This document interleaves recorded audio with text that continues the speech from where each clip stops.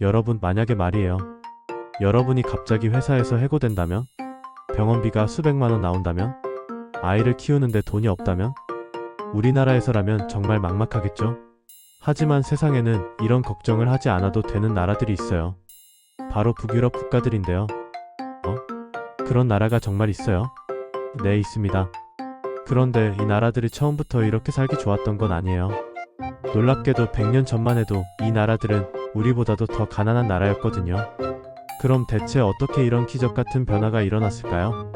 오늘 이 영상을 끝까지 보시면 여러분도 복지국가의 비밀을 알게 될 거예요. 그리고 이런 흥미로운 이야기들을 더 듣고 싶으시다면 꼭 구독 버튼 눌러주세요. 먼저 북유럽 나라들이 얼마나 대단한지 한번 볼까요? 스웨덴에서는 아이가 아파서 병원에 가도 돈을 내지 않아요. 아니, 돈을 낼 수가 없어요. 왜냐하면 받지 않거든요. 18세까지 모든 의료비가 무료예요. 노르웨이에서는 아기가 태어나면 아빠, 엄마가 총 1년 동안 집에서 아이를 키울 수 있어요. 그런데 이때 월급을 그대로 받아요. 믿어지세요? 대학교 등록금도 무료고요. 오히려 공부하는 학생들에게 매달 용돈을 줘요. 공부 열심히 해라 하면서 말이에요. 회사에서 잘린다고요? 걱정 마세요. 국가에서 새로운 기술을 가르쳐주고 그동안 생활비도 지원해줘요.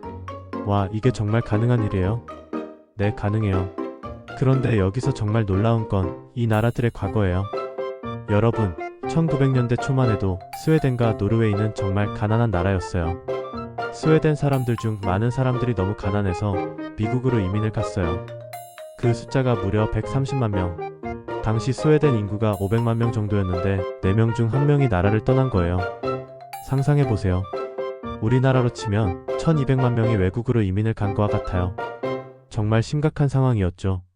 노르웨이도 마찬가지였어요. 바다에서 고기를 잡고 산에서 나무를 베는 것 말고는 별다른 산업이 없었거든요. 게다가 그 시절에는 지금처럼 노동자들을 보호하는 법도 없었어요. 하루에 12시간씩 일해도 겨우 하루 먹을 것만 살 수 있었죠. 그런데 이런 가난한 나라들이 어떻게 세계 최고의 복지국가가 됐을까요? 그 비밀을 지금부터 알아볼게요. 1800년대 말 스웨덴과 노르웨이에서 놀라운 일이 일어나기 시작했어요.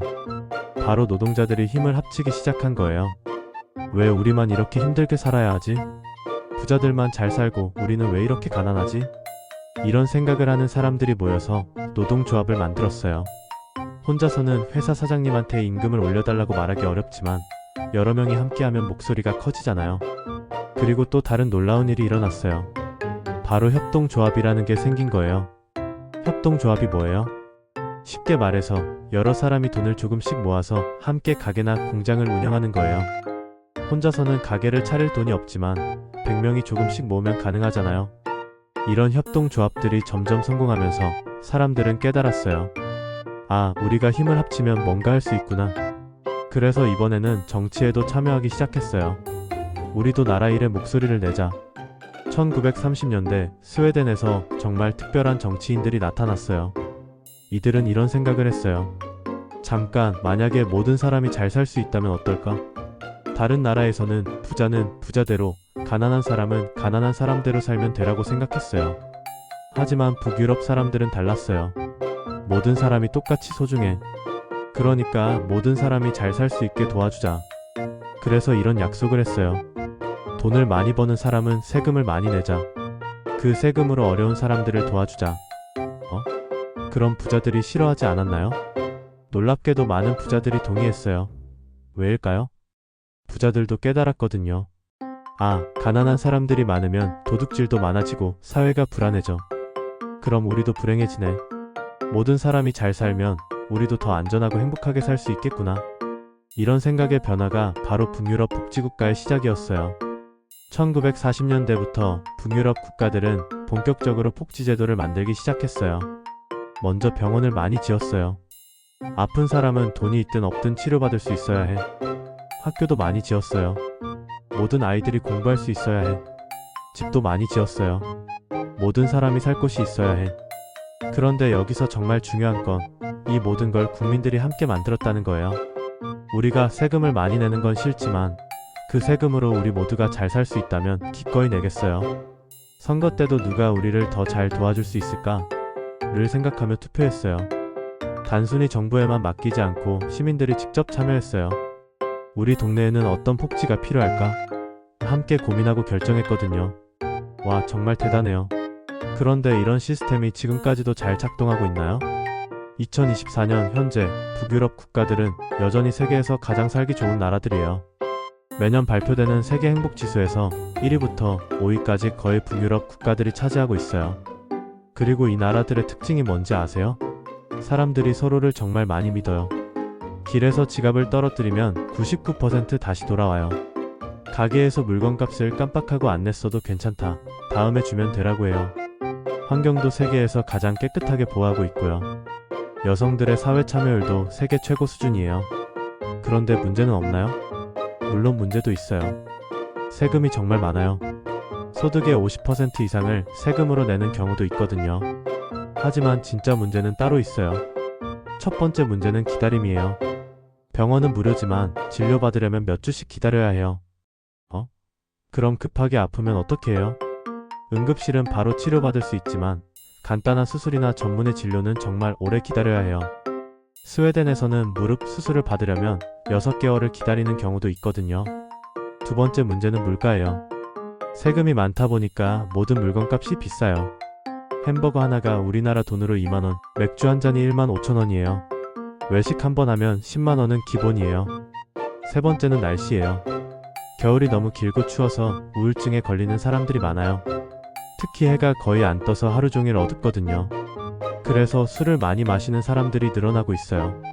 알코올 중독률이 다른 나라보다 높은 편이에요. 네 번째는 외로움이에요. 개인의 자유를 너무 중요하게 생각하다 보니까 이웃과 별로 친하지 않아요. 우리나라처럼 어디 갔다 와? 밥 먹었어? 이런 관심은 오히려 간섭으로 생각해요. 다섯 번째는 이민자 문제예요. 최근에는 다른 나라에서 온 이민자들과의 갈등도 생기고 있어요. 특히 일자리 경쟁이나 문화 차이 때문에 갈등이 늘어나고 있거든요. 그럼 북유럽 사람들도 불만이 많겠네요. 맞아요. 최근 설문조사를 보면 젊은 사람들 중에서는 세금이 너무 많다, 기다리는 시간이 너무 길다고 불만을 표하는 사람들이 늘어나고 있어요. 하지만 그래도 전체적으로는 이런 시스템에 만족하는 사람들이 더 많아요. 왜일까요? 그럼 북유럽 복지국가는 완벽한 시스템인가요? 아니에요. 세상에 완벽한 시스템은 없거든요. 중요한 건 장점과 단점의 균형이에요.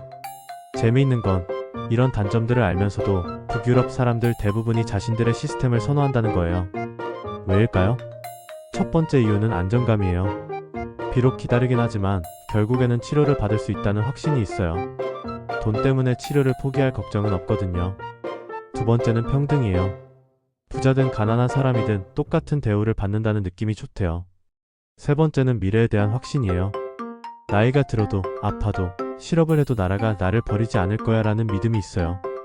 그럼 우리는 북유럽 복지국가에서 무엇을 배울 수 있을까요? 북유럽 사람들이 이런 사회를 만들 수 있었던 가장 큰 이유는 서로를 믿었기 때문이에요. 내가 어려울 때 다른 사람들이 도와줄 거야. 그러니까 나도 다른 사람이 어려울 때 도와줄게. 단기적으로는 세금을 많이 내는 게 손해 같지만 장기적으로는 모든 사람이 이익을 얻는다는 걸 알았어요. 정부에만 맡기지 말고 시민들이 직접 참여해서 더 나은 사회를 만들어가는 것이 중요해요. 물론 우리나라 상황은 북유럽과 다르지만 이런 정신은 배워볼 만하지 않을까요? 오늘 우리는 정말 놀라운 이야기를 들어봤어요. 100년 전만 해도 우리보다 가난했던 북유럽 국가들이 어떻게 세계 최고의 복지국가가 됐는지 말이에요. 시민들의 연대와 협력, 평등에 대한 믿음, 장기적 관점의 정책, 높은 사회적 신뢰, 하지만 완벽하지 않은 현실적 한계들. 여러분은 어떻게 생각하세요? 이런 단점들을 감수하고서라도 북유럽 같은 복지국가에서 살고 싶으신가요? 아니면 지금처럼 개인의 자유와 경쟁이 더 중요하다고 생각하세요? 댓글로 여러분의 생각을 들려주세요. 그리고 이런 흥미로운 역사 이야기들이 더 듣고 싶으시다면 구독과 좋아요 부탁드려요. 다음 영상에서는 왜 핀란드는 세계 최고의 교육 강국이 됐을까에 대해 알아볼 예정이에요. 정말 놀라운 이야기들이 기다리고 있으니까 놓치지 마세요. 지금 구독 버튼 누르시고 알림 설정까지 해두시면 새로운 영상이 올라올 때마다 바로 알림을 받을 수 있어요. 그럼 다음 영상에서 또 만나요.